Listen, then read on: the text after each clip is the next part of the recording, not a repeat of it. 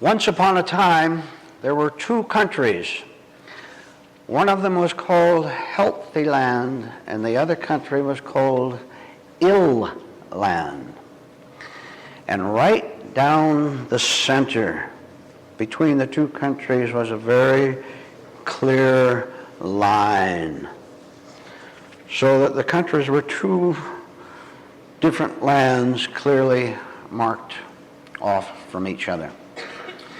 Now let me tell you about the people in the lands.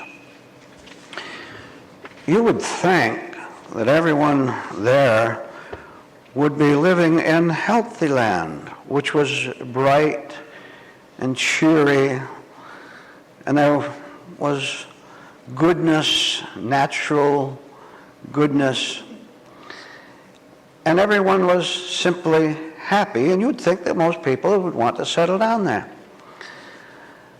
But there was something very much wrong, which no one understood. No one understood, for example, why all of them were weary wanderers who wandered right across the border line back and forth between Healthy Land and Ill Land.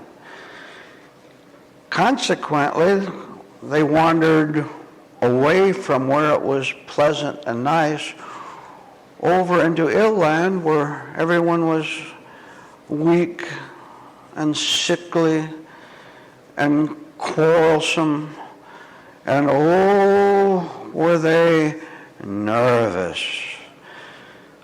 While on the surface they might appear to be in charge of themselves, they all knew better when they were over in Ill Land. They all knew how jittery and how many self-doubts they had about themselves. Now here was the difficulty stated again. No one understood why they were going back and forth between unhappiness and happiness, why they would wander over to where they would get hurt so easily and hurt each other so often. No one understood the whole situation. However, there was a solution. And that solution was that one day a wise man appeared on the scene and he explained it to them. He said, "You have a problem, you know that, but you don't understand why, and you don't know how to cure it. I'm going to give you some basic information which will help you in ways which will make you so glad eventually if you follow the information and act on it. And the first thing I want to tell you, and please listen carefully to this," he told them, you really don't know the difference between health and illness. You think you do, you say you do, but you don't really.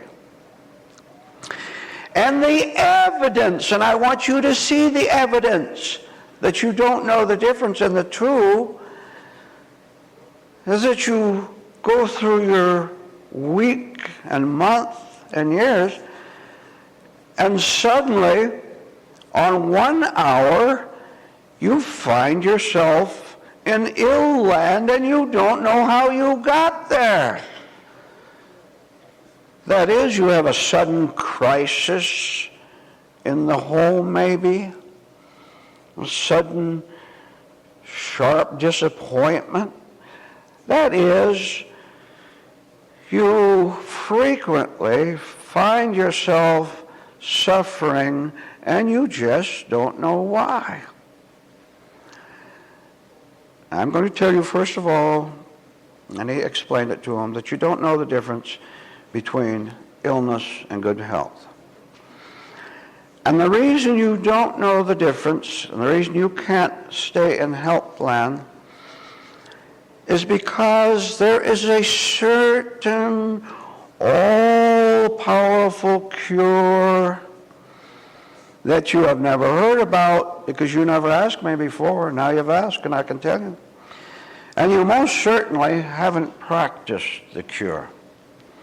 And I'm going to tell you what it is, and you will see, if you are a diligent student of these higher facts, you will see that it works for you personally. I'm going to explain it to you. You must, whatever you're doing, whether you're working, whether you're playing, whether you're having a conversation with someone, you must be able to look and see where you are internally. Now you know you live in these two countries, and they're external states. There's the healthy country and there's the unhealthy country.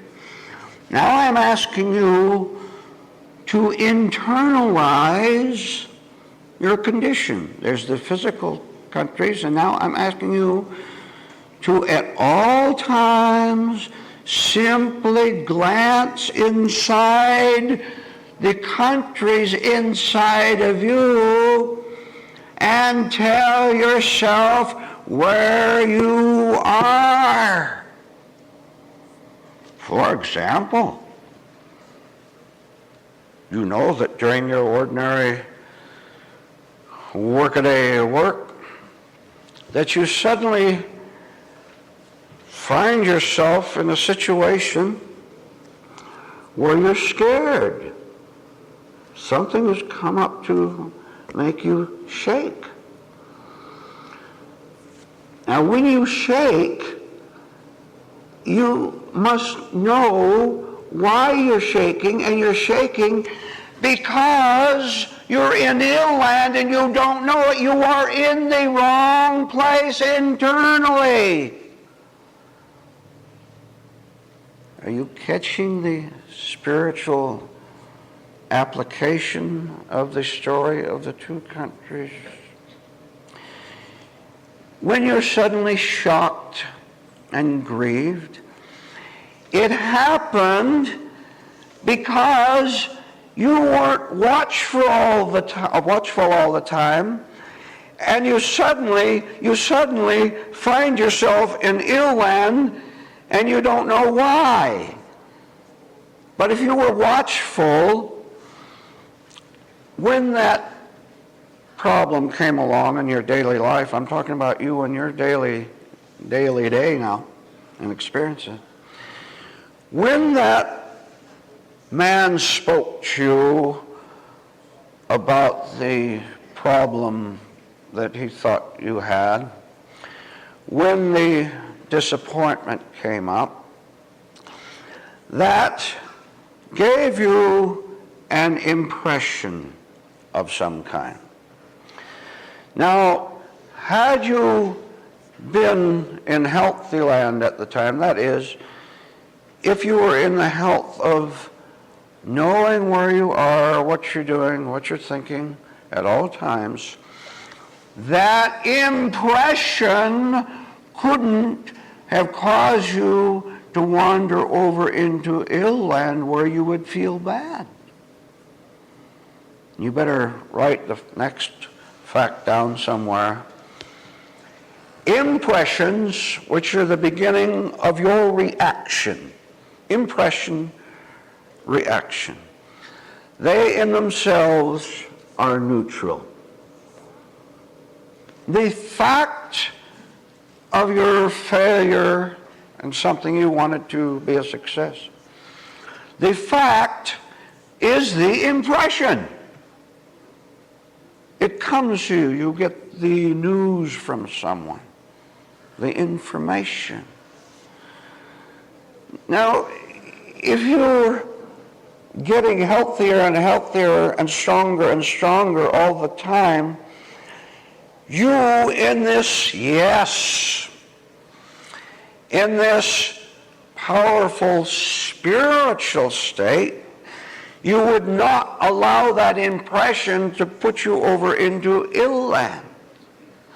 Instead, you would stay in healthy land by knowing that listen to me, there is no such thing as bad news for a spiritually healthy man or woman. See, you now divide all news, incoming subjects. You divide them into good, bad. Good or bad for who? For you, of course. And it is this you that is the problem, because that's what you have invested your attention and values in. You have said, I have a certain kind of a nature, and that nature must have additions to it. And whatever ever seems to add to your nature, you call good news. What seems to detract from it, you call bad news. Oh, a horrible mistake. You make the vow that you're not going to leave this room without welcoming with all your might the wish to understand what you have just heard so far, plus the following. Let's start again. There is only good news in the higher sense of using those words. There is only good news for the person who has made higher truths his only love. There can't be any bad news for the kingdom of heaven. For healthy land, there's bad news when you have dreamily and dazedly drifted over to the wrong side, where you still insist that you must live by your acquired values, and therefore the world must confirm your right choice in saying, I must achieve this. I must hang on to that. I must appear to be a certain kind of successful person to the world. You have said that. Please stop right now. Please listen to me. Don't you know that there is a God? No, you don't. If you're setting up your own values of what you should have, how other people should treat you, how everything should come your way, where did you get that notion? Where'd you pick it up? I'll ask you another question. What do you think is making you so unhappy? You are, you know. Now, can you be honest enough to admit that you're in strife in your life? All right. Now go on to the next questioning and ask yourself, who is doing this to you? I will answer that for you. Your insistence upon remaining ignorant of spiritual principles and saying that you already know what is best for you and therefore what you should gain. This is why this stubbornness in refusing to give up egotistical statements like that, your refusal to give up to let it go, is the only explanation you need as to why you always feel defeated, and in that gloom of self-defeat, you go out and try to win. You never have. You never will.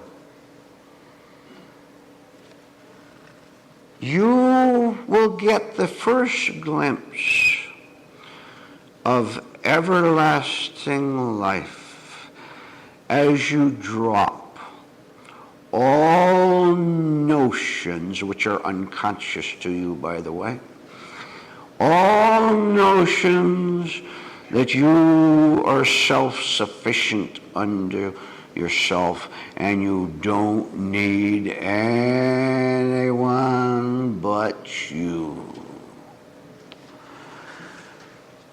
Take a piece of paper and number it from 1 to 500 and write down your list of things you are afraid of people and conditions that you are afraid of. And you will understand better the utter absurdity of ever again making the assertion that I am sufficient unto myself. I don't need anything outside of what I now have. Let me tell you that God Almighty has been waiting for a long, long time to get you to the point where you no longer know what to do about your wandering and suddenly finding yourself so many times during one single day in ill land, frustrated and rageful. God has been waiting for you not just to hear the information about your condition, but for you to have the daring and the decency to look at the facts presented to you, and with great shock at the start, you say, that is true. You know what that is? That is something that spiritual teaching, spiritual literature calls in various ways simply admitting that you were an egotistical sinner, and that's all you've ever been. Finally coming to the point where you don't want to support your pride anymore because you know that your pride and vanity was a part of the whole ignorant masquerade that you and you have finally realized that even you can't believe in the masquerade. Your wife knew it years ago. Your friends down at the office know that you're just a bluffer, singing as you're walking down the hall of the factory, talking excitedly about the plans you have for the next long holiday weekend, where you're going and what you're doing. I wonder how many of your fellow workers and your friends and your relatives looked at you at that moment and they stayed speechless because they saw too much to say a word. They knew it wouldn't do any good to try to tell you what you've been hearing here this morning, because they knew that a person who has lived that long and gone that far in agonizing self-deceit would only get mad if told, sir, Why do you find it necessary to tell me how happy you are? Why do you have to go on, never stopping? And I know, sir, that for every word you tell to people publicly, you're trying to convince yourself day and night that everything is all right. The reason anyone tries to convince himself that everything is all right is simply because everything is all wrong, and it's about time he saw it. Living in healthy land becomes a task at which you can succeed, providing you allow your present structure, life structure, to collapse and be hauled away so that there's room for the new nature. And one of the great encouragements and edifications that you can have to destroy the old unspiritual so that the new and spiritual can take its place is for you to include as a part of your regular studies the fact that the hostiles of this world are working a lot harder to keep you away from healthy land than you are working to get there. I am going to explain the use of the word hostiles, which is a nice, short, general word which represents every invisible anti-spiritual force, represents every neurotic, sick, angry, antagonistic human being who, having pitched his tent in ill land, wants to get you over there as a permanent resident too, because he's scared and lonely and must try to add to his infernal kingdom. Now, what I'm telling you is something that if you've read the New Testament or other good spiritual books, you have read all about hostile forces. In your present level, you do not understand them because you still think it's necessary to fear them. Therefore, you never investigate them. Therefore, they remain a major bluff. And when you're bluffed by evil and evilers, you obviously don't understand them, because if you did understand them, you would see that their bluff is a big bluff. And what I'm telling you in the last few remarks is that you'll have to make part of your spiritual dedication to understand thoroughly the enemy of God, the enemy of cleanness, the enemy of all that is decent and good. When you understand the enemy, you will understand also who the friend is. Now, I want you to admit to yourself silently, please. I want you to admit in a very helpful little exercise right now. You're going to do a spiritual exercise right now, quietly and all kept to yourself. I want you to simply agree that statements like walking alongside God 24 hours of the day have no real personal meaning or application to your life.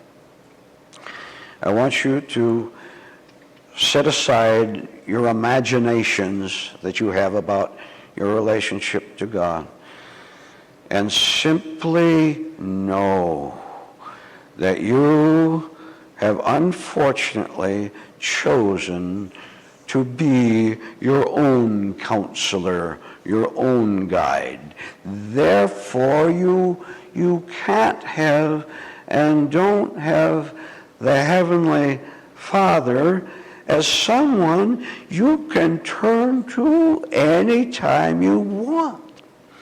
You see, the little story about Healthy Land means that if you're always there, you're always alert to see temptation and then allowing truth to push away the temptation. All the time that you dwell in Healthy Land is the same thing as living in the Father's eternal kingdom. So that there's no real problems at all. I told you there can't be any bad news.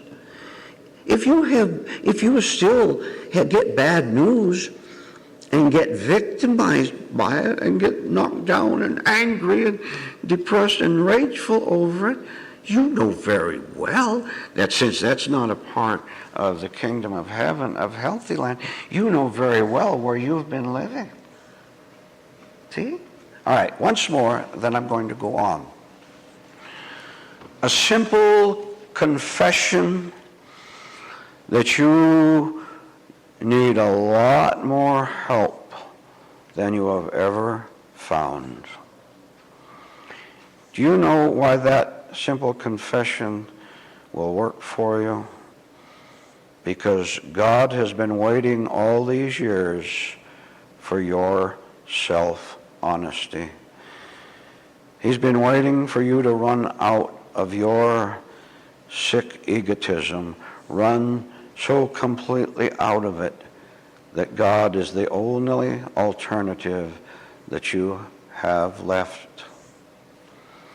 Now, I'm talking about evil spirits, antagonistic influences, which control this social world. Is a world of crime wherever you turn, a world of war, a world of heartache and heartbreak. Is that a good world or a bad world? We live in a bad world. You don't have to complicate it at all. This kingdom is ruled by satanic forces.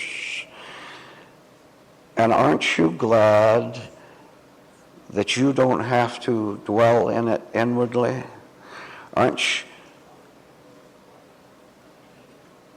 you delighted to hear the phrase, my kingdom is not of this world, and your kingdom doesn't have to be of this world? Story time. Once upon a time, there was a medical scientist, and he was a good man. That is, he had put himself on the side of higher truths. But he was a doctor, and he had one right ambition. It was a good ambition, as you will see. As a doctor and a medical researcher, he was hot on the trail of a horrible malady that had been plaguing mankind for centuries. No one had found a cure for this illness. So he dedicated his life and his days and nights to tracking down a cure for it. Worked real hard, had his own big laboratory, lots of all the instruments and the help he needed, all the latest equipment, and went to work. And over a period of time, he sensed that he was on the right track at last. You know how those things go, any medical researcher would. You spend years and years finding out what doesn't work and set it aside, set more aside, more aside. Finally, he reached a certain plan, certain bit of information, certain results of certain experiments that he knew he should not set aside. Something in his mind told him that this was it, not the final chapter yet, but the beginning of the right book. Continued with greater intensity and interest than before. Now remember, so I want you to get the spiritual meaning of this story. He was doing something healthy, even spiritual, because it was indeed for the benefit of those who were ill in the world. And I'm using physical illnesses and health on the surface of the story, but I hope you know that I'm talking about invisible illnesses and invisible healths, which are spiritual. After several years, something happened that he didn't expect, because there were certain areas of information he didn't know about as yet. And what happened kept him baffled for a long time. And here's what happened.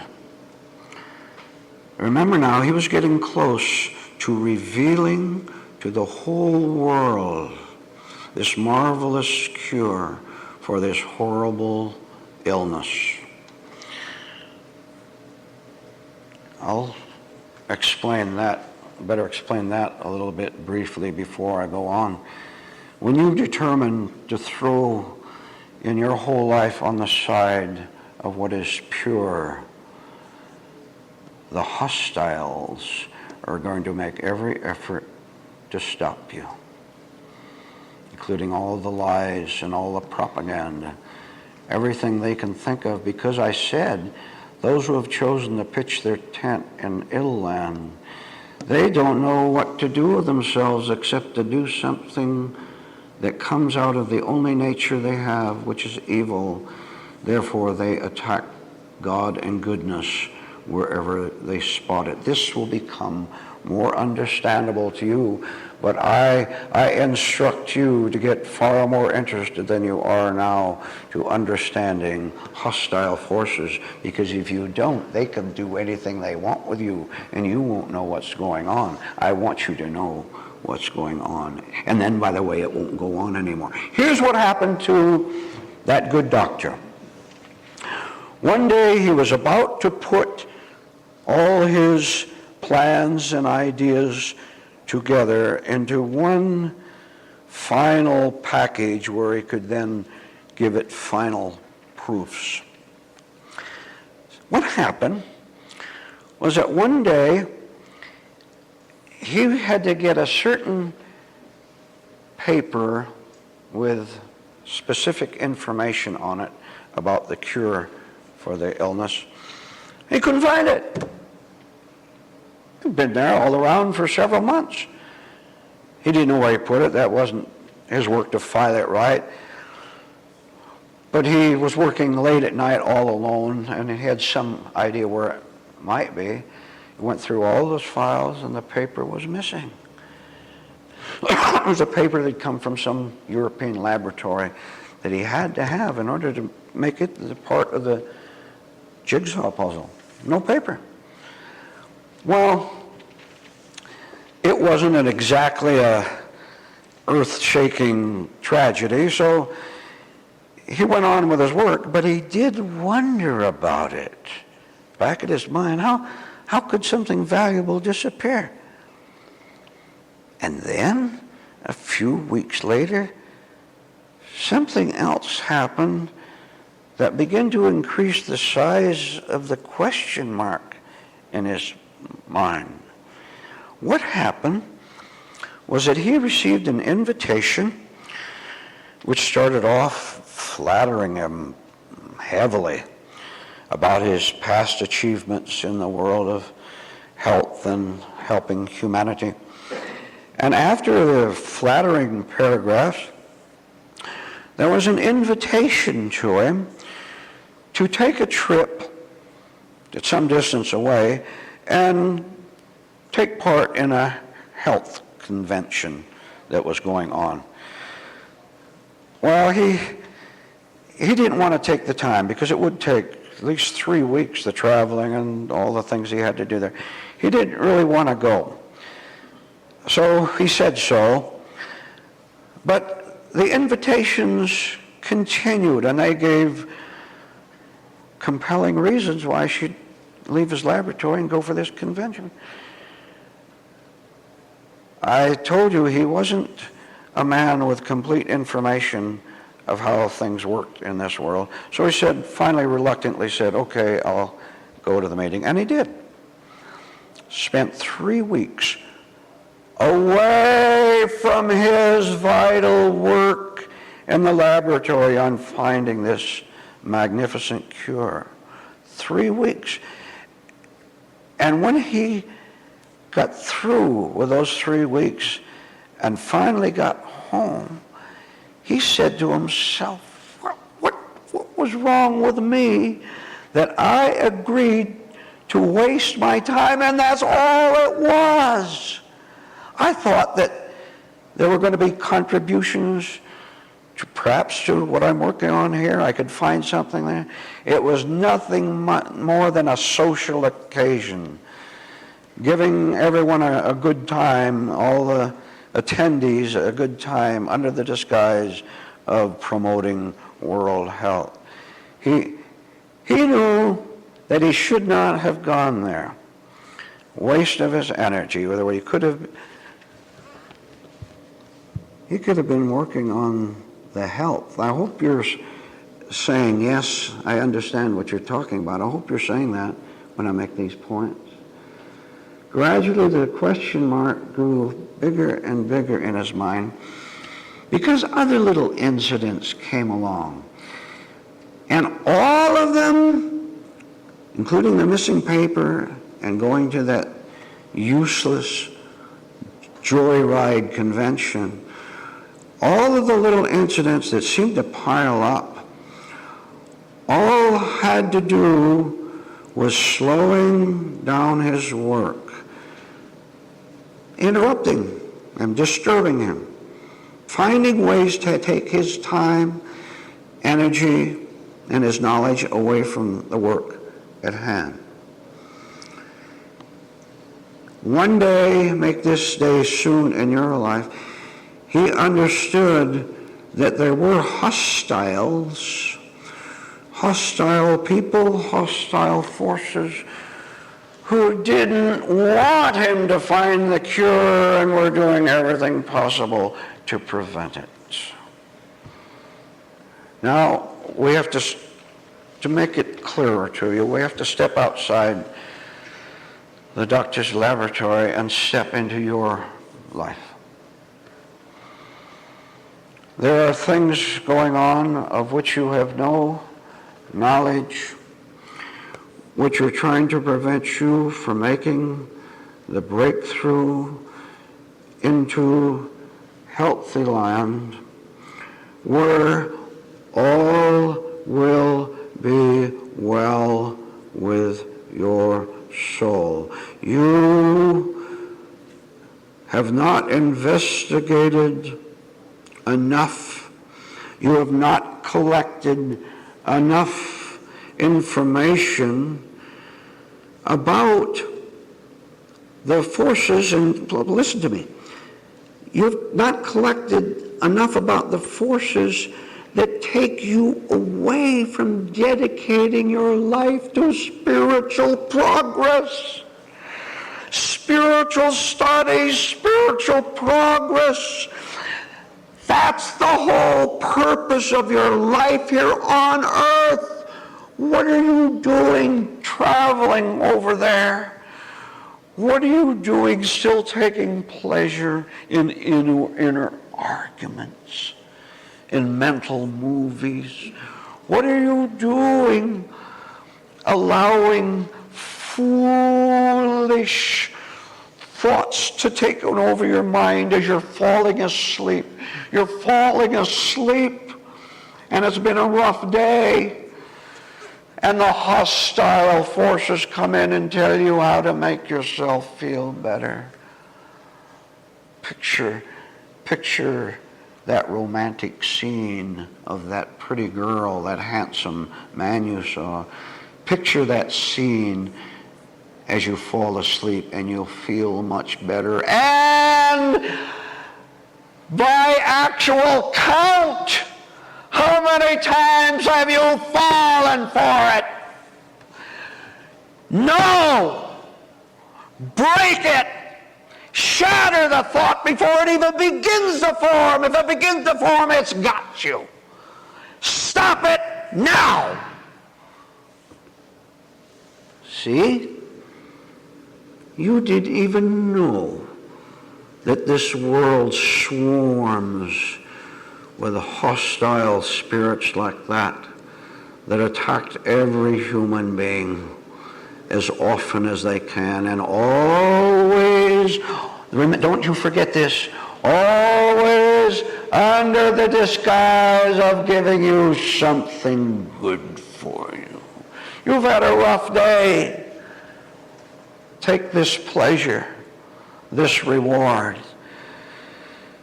and because you're so careless, you fall for it again. You are now, from this talk on, going to learn to identify the enemy as just one thing, which is the enemy, which always passes itself off as the friend. Some friend.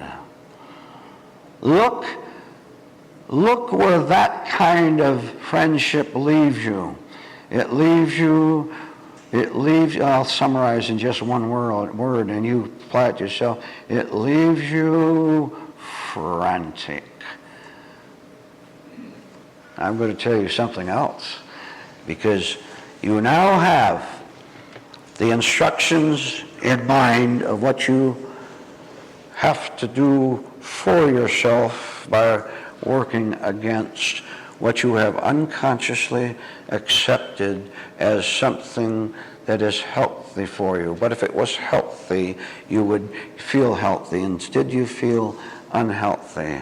You listen to this. You listen to the triumph of this. It is the Father's good pleasure to give you the kingdom. That's all you need to remember that. It is Father's good pleasure to give you the kingdom, the true pleasure of the true kingdom. You follow that and see where it leads you. It will lead you to becoming a conscious, alert, wide awake man or woman who feels good all the time because the goodness is coming from the higher eternal source, and you're now relieved from trying to make yourself feel good. For example, in listening to the evil temptation to think a romantic scene or a scene in which you're admired by others, you know in your heart there's no true pleasure there.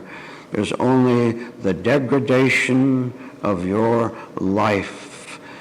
You in your heart don't want your life to be degraded by anyone or anything. You just have not discovered how to do an about face and go in the other direction. You now know what you must do. Do it with diligence until you prove for yourself that it is the Father's good wish to give you the kingdom. Good morning.